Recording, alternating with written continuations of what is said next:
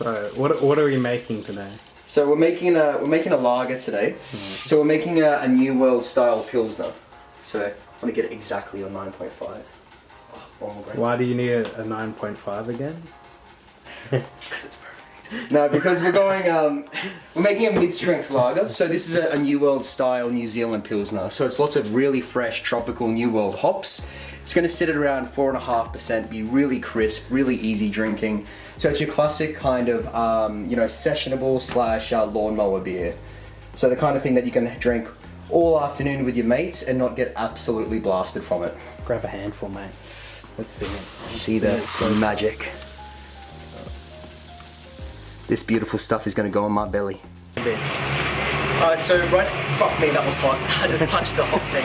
So, right now we're crushing the grains. So the whole idea with crushing grains is you don't want them to be too fine, but you don't want them to be too coarse. If they're too fine, it's going to cause a stuck sparge. So that means when you start actually putting the water with the grains and everything, the water can't drain out, and that's not ideal. But if you crush it too coarsely, it means you're leaving a lot of sugar left over that you could have actually gotten out of it. So you want to get that perfect point in between where you're getting maximum extraction of the sugar, but you can still keep the water moving and you don't make a giant porridge. So that's a good clean crush there. So it's fine enough that you've crushed all the kernels and all the husks are kind of ripped, but it's not so fine that it's just powder. So that's kind of the ideal ratio there of what you want. That's going to give you a good extraction, but it's not going to cause a stuck sparge. Nice. What we're going to do now is called mashing in. So this is when we put all the grains into the sparge water, into the mash water, and then that's going to mix around for about an hour to an hour and a half, depending on what kind of beer we're making. And then that's where we're getting all of the sugar out of the grains. So this right now is called our strike water, and it's normally set a degree or 2 Celsius higher than what the actual temperature is that we're looking for this mash, because when we put the grains in, it'll lose a little bit of temperature.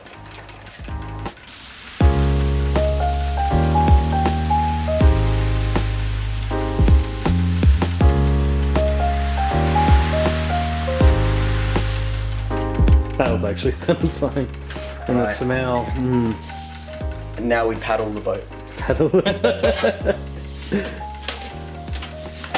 So this is called a mash paddle, and yes, it looks like a big spanking paddle, but it serves a very important purpose. This makes sure that we get all of the grains equally wet and that we're not having any dough balls building up. So because this is all very starchy, if it gets a chance to clump up, it means it'll form like these little balls where the wet is outside but the inside is all dry, and it means that it's not actually going to get any sugar out of that. So we'll lose efficiency. You work it, boy. Should I play some music actually? Do you want to put some music on? No, no music. I'll fine be that way.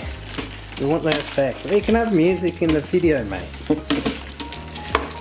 You don't want copyright music as well. I'll play the music inside my head.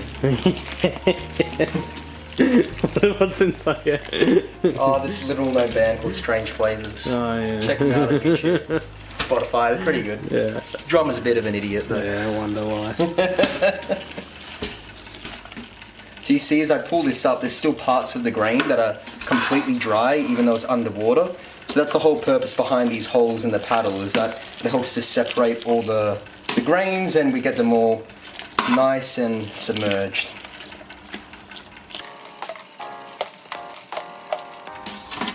Now it's starting to look like a giant porridge, which is what we want. And in a second, we can put the top false bottom on, and then we can start letting this circulate through. And then this will be sitting here mashing for an hour and 20 minutes for this recipe.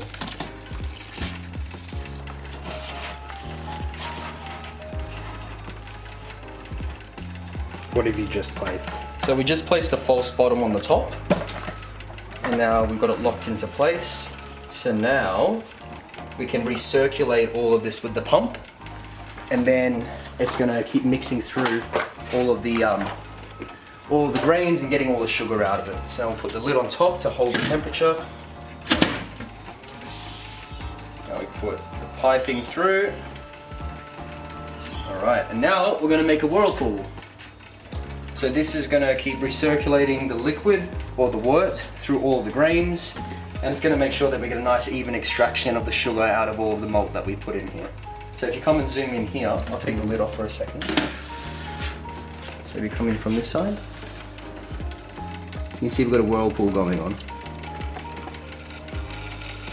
So at the moment, all of this liquid looks really cloudy because it's just started. But over time, the grains are going to act like a natural filter, and it's going to filter out all of the impurities and make it a nice crystal clear liquid. So when we come back to this at the end of the hour, this liquid is, instead of being cloudy, it's going to look crystal clear. Okay, so it's been an hour, so our alarm's gone off. It's now time to actually open this up and start sparging. So this is the mash stage done. And if you open this up, see that the water has changed color, it's not as murky as before. You can start to see the tube down there, so it's getting more clarity and it's absorbed all the sugars out of these grains. So now what we're going to do is lift this up, we're going to drain all of the sugar water out of this, and then we're going to put hot water at about 78 degrees over top of all these grains, and that's going to extract any remaining sugars that we still have in here. Okay, so what we're doing here is sparging. So we've now finished the mashing stage of the brewing process. So sparging is when we've got this whole bed of grains which are in this tube here, but there's a bunch of extra sugar that's still inside here that we don't want to lose. So sparging is when you pour from a hot liquor tank like this, hot water at about 78 degrees over top of all of these grains, and it's going to extract all the residual sugars that are still lying inside all of this malt bed. So the reason it's 78 degrees is because at that temperature we denature all of the enzymes, so the alpha and the beta amylase, which is what turns the raw sugars into fermentable sugar. So at 78 degrees we denature all of that, so that process stops, and we're just extracting all that sugar out of the grains. And then we can start boiling. So we'll turn this on here. Actually, I'll take this off here if you want to come and have a look. Yeah. So we're pouring this water in here, and this is going to make a whirlpool effect. And then all of this water that comes onto the top of this bed is going to drain through all of the grains and extract all of that extra sugar that we've still got sitting in there. So we're making maximum efficiency out of the grain that we're using. Alright, so now what we're doing is we're measuring our hops. So hops are the other big ingredient in beer besides grains, obviously, and that's what gives us all of our aromatic flavors. So all of our juiciness, our citrusiness, our herbalness, the bitterness, all of that comes from hops. So this one doesn't use a whole lot because this is a lager, so it's not a super hop heavy beer, but it's just enough to give the flavor and give it a little bit of crispness. And then, so we've got 3 different types of hops going into this one. So we'll measure each of these, get them ready, so that towards the end of the boil, these will be our flavoring hops. We'll add these in right towards the end of the boil when we're doing a whirlpool. And that's going to extract maximum, tropical flavor out of these ones for our tropical lager. Nice. Okay, so now what we're doing is testing the original gravity before the boil. So when we talk about gravity, it's the density of the liquid. So basically how much sugar is in there, and by doing so we can get a gauge of theoretically how much alcohol is going to be in this beer. So the whole idea is when we're going for consistency of the same batch over and over, we want to hit the same gravity before we start the boil, same gravity after the boil, and then at the end of fermentation we take a gravity reading again. Based on the difference, we can get how much alcohol is inside this beer. So we're going to take this gravity now before we start the boil phase. So we just put a couple drops onto this. This is called a spectrophotometer. So what this basically does is give us a reading of what the density level is of this liquid.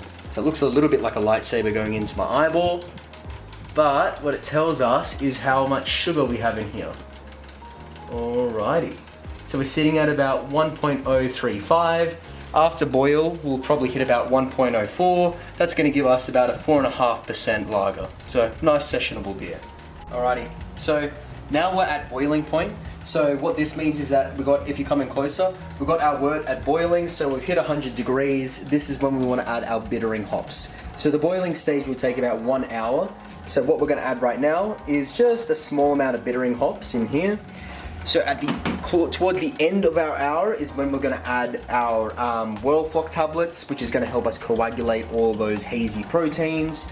And then towards the very end of the boil, which is when we'll start our whirlpool, we'll add our flavoring hops. So that will give us all those really citrusy, tropical, punchy flavors into this New World lager. So now we've finished cooling down all of our wort. So in case I haven't explained it already, the wort is the unfermented sugar. So that's all that sugary liquid that we get after mashing in all the grains, putting in the hops, all of that good stuff. So we're going to transfer all of our wort into the fermenter tank. That's going to ferment over the next couple of weeks, and then we're going to end up with our nice crisp New Zealand lager. So all we need to do is activate the pump. Now all of this is going to start transferring over into here. Now if you zoom into here, you can see that we've got these little clumps going on. Now the reason for that is because of the tablets that we put in, the Whirlfloc tablets, that caused all of the proteins from those malts to clump together, which means that we can dump those out later on and get a really, really clear beer, which is exactly what we want for a lager. So that's that. Brew day almost done.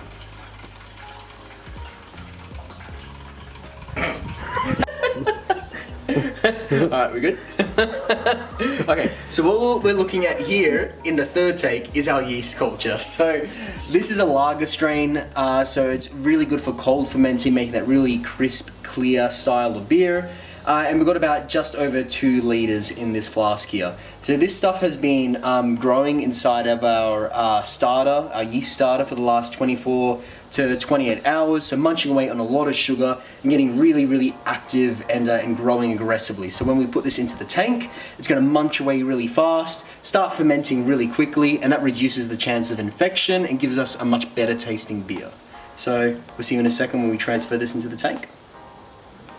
So now we're going to transfer all of this into the tank, put the cap on, close it off, and this thing is going to be closed to oxygen until we start drinking the beer. To be honest, it's all going to be a completely CO2 closed transfers. So here we'll just pour all of this in. So all of this is going to start munching away on all of that yummy sugar water that we got in here that we call wort, and then we're going to get some nice crisp beer. Alright, so this is going to take about 3 to 4 weeks, depending on how strong our fermentation is, and that's because what we're working with here is a lager strain. So an ale will ferment much faster and much hotter. A lager needs to ferment a lot colder and it takes a longer time. So when we close this one off, it'll probably take that 3 to 4 week mark, and then we'll get this on the tap and show you a pouring video. Happy days.